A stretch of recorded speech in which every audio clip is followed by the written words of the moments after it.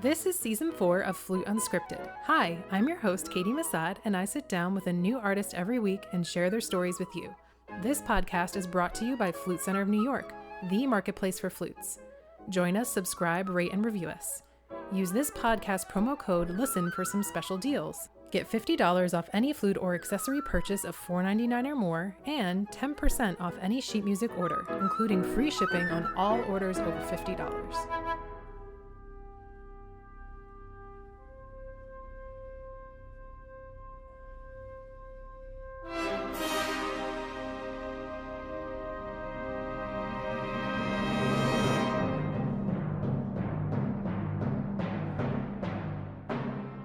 Dr. Ellen Ochoa is an engineer, former astronaut, retired director of Johnson Space Center, and classical flutist.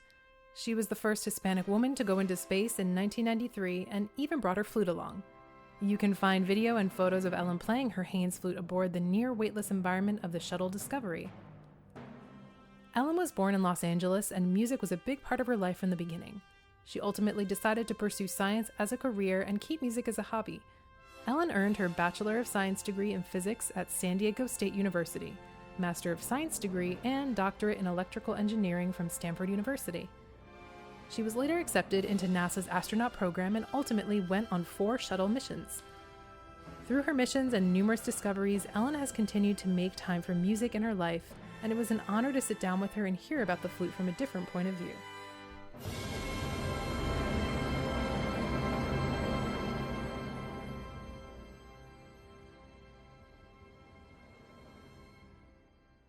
Thank you, Ellen, for coming. It's a real honor to have you here at Flute Center and for being on our podcast. Oh, it's my pleasure, and I'm glad to see the place where I just got my new flute from. Yeah, congratulations. The flute community might know you because of playing flute in space. You brought your flute with you on the shuttle mission in 1993 to study the Earth's ozone layer. Right. I'm sure you are not allowed to bring many items with you. Why did you want to bring the flute, and why was that important to you? Well, I had played flute since I was 10 years old, and it was something I had considered as a career before I ended up going into science. So, I'd played my whole life, and it was really important to me. Now, I have to say that at the time, there was a rule that you couldn't take musical instruments on board into space. And the way I was able to get it on board with the help of my commander is that we were shooting a video for kids, for kindergartners through second graders, called Living in Space. And so we were shooting video about, sort of how we got ready for the day, what we did during the day, what we did in our spare time, and then kind of comparing that to what kids do on the ground, how they start their day and going to school. And so we used this video as part of, you have hobbies or things that you can do on the ground, and we have an opportunity to do that in space as well. Yeah, it's so cool. I mean, I know everybody gets a kick out of seeing those videos and the pictures. What were the realities of actually playing? Well, first of all, there really isn't that much time on a shuttle mission. Now, for people who are up for 6 months at a time now on the International Space Station, you get to have a little bit more of a weekend or a little bit more of a time off because you're up there for a longer period of time. And so you need to have that. On a shuttle mission, you're just, it seems like you're working constantly. So we didn't really have a whole lot of time to play. So I actually only got to pull it out one day because I was just so busy, but I was really glad to have that opportunity to play. And the things you had to think about were since you're blowing in one direction, it actually pushes you in the opposite direction. So I needed to put my feet in foot loops, which we have on the flight deck and on the mid deck of the shuttle, because that allows you to sort of, stay in one place when you're working like on the robot arm or other places. So that was helpful. And I didn't really end up bringing any music. So I just played stuff that I had memorized. Anything that you knew. I think it was like Vivaldi or something that you were playing. Some Mozart, yeah, absolutely. And then also, since my commander had helped me get my flute on board as part of this video, this educational video that we were doing, he was in the Marines, so he's like, well, then you need to play the Marine Corps hymn. Of course. And then I had two crewmates who were naval aviators, so then I needed to play the Navy hymn. Yeah. And then I had a crewmate requests. who was half British, half American, so God Save the Queen, you know. So. Speaking of education, you grew up playing the flute and you were also interested in science at the time. Did you ever feel like your dual interests in arts and sciences were competing with one another, or do you think they were complementary? Well, I would say most of the time I was in school, they were complementary. I wasn't actually sure for a long time what I would study. But in high school, being in the concert band, the orchestra, the marching band, that was always a big part of my life. Mm-hmm. And so those were where my friends were and, kind of where I spent a lot of my time. And then in college, I was in the wind ensemble at San Diego State, continued to take lessons with my teacher in San Diego. But like you said, you'd consider majoring in music, right? I did think about it, but you know how many people actually play flute and major in it. And I wasn't really sure that was going to lead to a productive career for me, and I figured, I can play flute for fun and as a hobby for a long time, and ended up getting interested in science and majoring in physics. Mm-hmm. But even in graduate school at Stanford, where I got a master's and a PhD in electrical engineering, I was able to take lessons there and played a little bit in some of the groups first year in the wind ensemble and a few quarters in the orchestra, but mainly taking lessons, and then they really pushed doing recitals there. So I think I did 3 different solo recitals. Did you even win some prizes when you were there? Oh, I got to solo with the Stanford Chamber Orchestra. That's great. By winning one of the chamber competitions. Good for you. Yeah, it was great. I did think it's funny that you had talked about somewhere that, while you were considering music or science, that your friends were all doing science and engineering. And so you were kind of like, well, physics sounds fun. I think I'll just go into that.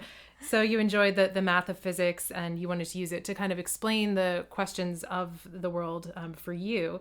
At the time, did you think that you could make more of a difference and contribution in the world with your own work through science than music?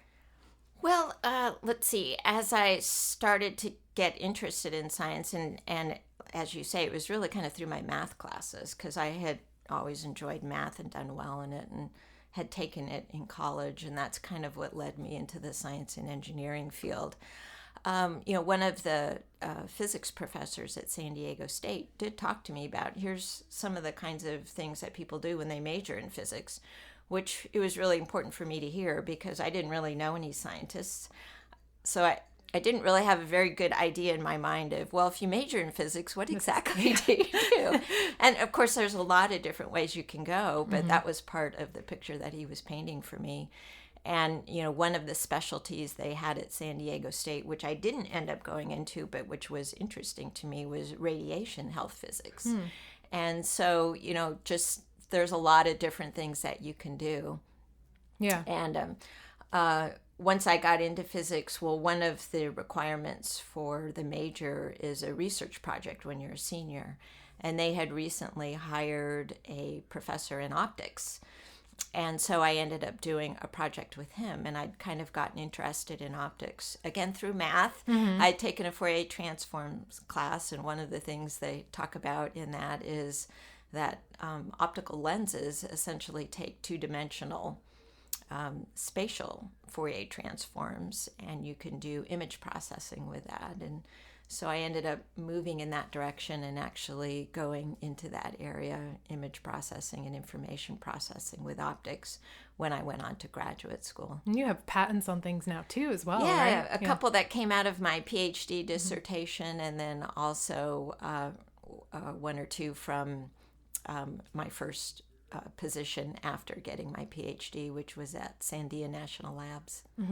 And when was it after you got your PhD that you then went into the astronaut program? Several years later. So I applied as soon as I got my PhD. but didn't really ever expect to hear Yeah. anything from NASA. Which is also crazy because when you were growing up, I don't even think the program was open to women. It wasn't. Yeah. No, it wasn't at all until about halfway through my undergrad career. So I went off to work at Sandia National Labs, which I was at the one that was in Livermore, California. And so did research, wrote papers, talked at conferences, but also played in the Livermore Symphonies. Oh, great. And did a couple more recitals in Livermore with a pianist that I had found there. So kind of continued both my interests there. Got a chance to interview for the astronaut program a couple years later and wasn't selected that year. But I had done well enough that they encouraged me to continue to keep my application updated. And I ended up deciding I wanted to work for NASA one way or another. And so took a job with NASA Ames Research Center, which is also in the Bay Area in California. First as a researcher and then became a manager of a research group there. And you talk about, it's fascinating that you're doing so much and you're so involved and still keeping music as a passion. Is it an outlet for you? Absolutely. I think it's always been that. I can remember even as an undergrad, once I got into physics as a major, so it's kind of the end of my second year of college. So I had sort of done all the other, general ed requirements and all of that. So I was taking like 4 or even 5 physics classes a semester. And wind ensemble. Yeah. And I can remember always being so relieved to get to wind ensemble, like just, that opportunity to do something, that sort of appealed to another side of me. Yeah, and another side of your brain too. Exactly. Yeah. And so even over the last, 30 years when I was at NASA, often didn't have a whole lot of chance to do much with music, but I would always try to get at least some practice in. And my husband and I enjoy going to performances, so we had season tickets to the Houston Symphony, and which is a testament to why music education is so important because people like you that can support the symphony too, and because you love it. Yeah, right. It's amazing how Ellen has always been able to carve out time in her life for music, whether it be attending concerts or playing her flute for fun. Since her retirement, she has found more opportunity to practice and study privately. She's also still extremely active in her science community, giving public speeches, lectures, and talks. Just days after her interview, she would appear at the United Nations for a talk on International Women's Day. Are you playing more now? Because the flute that you brought with you originally in space was a Haynes, I think an older Haynes, and now you've got a new flute. Are you a little bit more active in performing these days? I am. Well, not yet performing. Although I hope to, but so I retired from NASA last year and we moved to Boise, Idaho. And one of the very first things I did was look for a teacher. So I'm actually taking lessons again from Dr. Nicole Malumbi, who's the flute instructor at Boise State University. And I'm having a lot of fun taking lessons again. It'd been quite a while since I've done that. And decided it was time for a new flute. The last one I got, I was 16 years old. Yeah. And I remember what a huge deal that was. I was a senior in high school getting ready to graduate. I was playing in the Civic Youth Orchestra of San Diego. And so getting that flute, the Haynes, was very exciting. But a lot has changed in the flute world since 1975. And, I would look at Nicole's flute, and she had keys I didn't even have, like the C-sharp drill key and, the split E mechanism. And there was just, you could get the lower register, the middle register so much easier on some of these new flutes. So it was really exciting to think about doing that. It probably renews your passion a little bit too, because there's a new world open. Just practicing is quite... It's fun and different now, and I will start to look for some opportunities to informally perform. Good. That's exciting.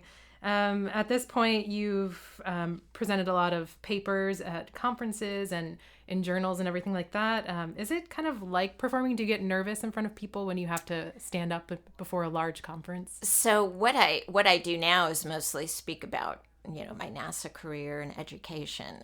When I first started giving papers at conferences, I would say it was kind of the same. Yeah. You had to It wasn't something that maybe came naturally to me, but it was sort of like performing in front of folks. Of course, now I've given hundreds of talks, after my career at NASA. It's like practice makes perfect almost. You just done it Exactly. so much. It's like second nature. Right.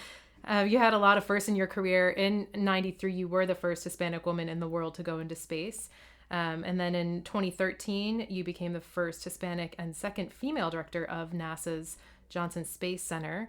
How do you envision success for yourself when you're kind of the pioneer doing everything? You don't have anybody before you that you're looking up to necessarily. Well, I was fortunate, though, that, I'm definitely following in the footsteps of other people, and particularly other women. When I was halfway through my undergrad is when the first women and first minority astronauts were selected. And it was really the start of the shuttle program. And certainly the 6 women in that class were people that, I looked up to. And when Sally Ride flew in space, I was in the middle of getting my PhD. And she'd been a physics major like me. She had gone to Stanford. I was at Stanford. And that was really the first time I thought seriously about the astronaut program. And it really made a difference that there was somebody that had some things in common with me. Otherwise, I would have just thought, well, nobody like me, can become an astronaut. Yeah. And even though I knew the odds were still sort of astronomical, it made a huge difference to see somebody like that. And I hope I've had the opportunity to play that role in other people's lives as well. For sure. I know you have. And what's the realities, too, of making that decision? Because it's a career choice to be an astronaut, but it's also it's a choice about your personal life as well. You have kids, and you went into space with children and a husband that you left behind. Is that tough for you? Well, it was just something that I really, really wanted to do. When the first couple of times I went into space, I didn't have any kids yet. And it was a little bit different on my 3rd and 4th flights when I did have kids. You're doing something that's risky. But I feel like if it's something that's really important to you, and in the end you're doing something that's bigger than yourself and that, bring benefits to people on Earth, I think that's the kind of thing that we should be doing. Yeah. And hopefully that if anything happened, my kids would one day understand, why it was so important to me. Sure. Are you feeling a little nostalgic for working now that you've retired? Are you missing work a little bit? Well, I still follow along closely with what NASA's doing, and there's lots of exciting I certainly things. still go around and give talks. I'm actually quite busy. I'm on several boards. I'm the vice chair of the National Science Board, so I still stay quite involved with science and engineering activities in the country, as well as on a couple of corporate boards. And so I'm following along with the things that have always been important to me. Yeah. What's exciting you now with the latest developments and things that are happening? Well, just this week, in fact, the Crew Dragon docked for the first time at the International Space Station. Didn't bring people up yet, but that'll be coming along, and Boeing is looking at doing the same thing. And of course, at Johnson Space Center, we worked along with Kennedy Space Center to essentially run that commercial crew program, and it's something that we've been looking forward to certainly the whole time I was director, and people are still working very hard at that. Yeah. So I follow along closely because it was so important while I was at NASA. And so a lot going on in space, in the human spaceflight world, and in the science world too. You were also studying the effects of the sun on the Earth, right? And global warming. What kind of concerns you nowadays? And yes, so my first 2 flights were kind of exactly why I was interested in the astronaut program, which is I thought they have this new vehicle called the Space Shuttle. It can do so many different things, and a lot of what they wanted to use it for was science and engineering research. And so the 2 flights I was on initially were part of studying the Earth's atmosphere and measuring constituents in the atmosphere, also measuring the amount of light coming from the sun in different wavelengths. And that was particularly important because ultraviolet light is what provides the energy for the chemical reactions that both create and destroy ozone. And so a lot of it was trying to understand, well, the issues with ozone depletion, how much of that is due to natural variations in the sun, the solar cycle, and how much is due to human activities. And, this is a case where the international community, including the U.S., really came together. They signed a protocol, the Montreal Protocol in 1987, about not using chlorofluorocarbons, and we're really starting to see the effects of that now, where the atmosphere is repairing itself, and the ozone hole is less than it used to be, and that should continue over the next couple of decades. So a chance to participate in that firsthand was really exciting for me. So there is hope for us to repair. Yes, if you get together and you are taking the data, you're trying to understand what it means, you're using it to develop models that predict what happens, and then you actually see that your predictions are correct based on the data you have. I think that's incredibly important for the country and for the world. Another role that you were in was as the lead spacecraft communicator and mission control during Space Shuttle Columbia disaster. In 2003, it disintegrated when it returned into the Earth's atmosphere, and no crew members made it back. In music, we always kind of remind ourselves, if something goes wrong, nothing bad happens, no one gets hurt. Unfortunately, in your field, consequences can be pretty grave. What was that day like for you, and how did you kind of regroup and keep on going? Well, it was a horrible day. Yeah. I had actually just recently, a few weeks before that, taken a management position. So I was the deputy director of flight crew operations at Johnson Space Center. And flight crew operations is the organization that manages the astronaut office and our aircraft ops division. So I was in mission control that morning, really as the crew management representative. And really, the role there is only in case something terrible happens. Otherwise, you're just sort of sitting there monitoring, and you don't really do anything.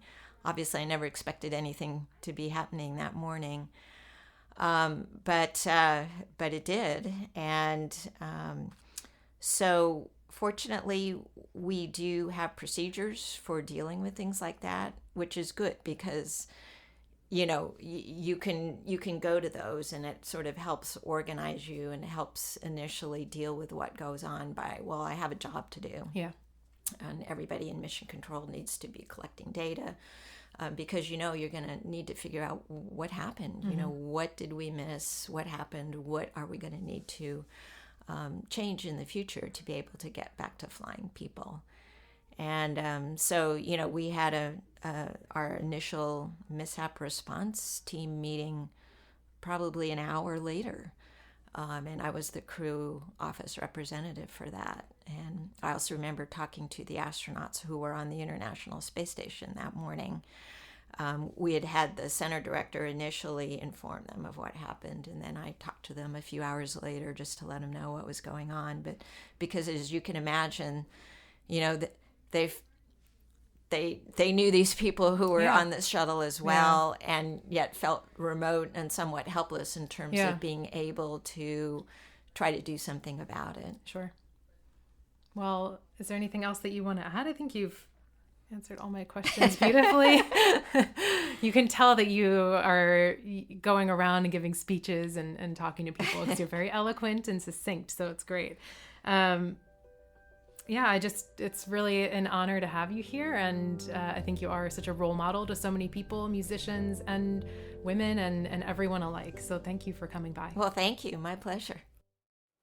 I would say early on in my career, maybe actually even when you think about school and graduate school, because there were so few women in engineering, not to even mention Hispanic women, but just women in general, it's a little intimidating because you do feel like you stand out a lot, and that everybody sort of knows who you are and kind of knows how you do, and you do have this sense of, if I don't do well, it somehow reflects on all women or all Hispanics. I'm sure a lot of you can relate to that. As I got further in my career, even though there were more firsts that I was doing, that actually lessened quite a bit. And I think it's partly just because, once I got into the astronaut office, what people really cared about, what the other astronauts cared about, what the people on the ground cared about was, could I do my job? Was I going to be a good crew member? Could they count on me to use the robot arm to grasp this satellite and to learn the shuttle systems and to do whatever I needed to do to support the mission? And I was able to demonstrate that. And then, I don't think people that I interacted with day in and day out, then, they didn't think of me as the first this or that. Okay, this is Ellen, this is what she can do. And so then I spent, 28 years at NASA and sort of in that environment where people knew me. So many people, including myself, look up to Ellen for all of her accomplishments. Just as the Flute Center of New York staff was starstruck when she arrived in the store, Ellen was marveling over being able to visit the Flute Center in person. Talking with her and seeing her excitement about all the flutes firsthand made us really appreciate what we do and feel pretty special in that we helped her pick out her brand new flute. We hope it brings her lots of joy and happiness and feel honored to be a part of her story. Big thanks to Ellen Ochoa for the interview. This episode features a clip of her playing in space, the Strauss Also Sprach Zarathustra recording of the Berlin Phil, and her interview from talks at Goldman Sachs titled Making History in Space. This has been an episode of Flute Unscripted. This podcast is sponsored by the Flute Center of New York. Visit our website at flutesforsale.com for the largest selection of new and pre-owned instruments. Remember to use this podcast promo code LISTEN for discounts on flutes and sheet music. Special thanks to our owner Phil Unger, the Flute Center team, and Stefan Huskoldson for our theme music.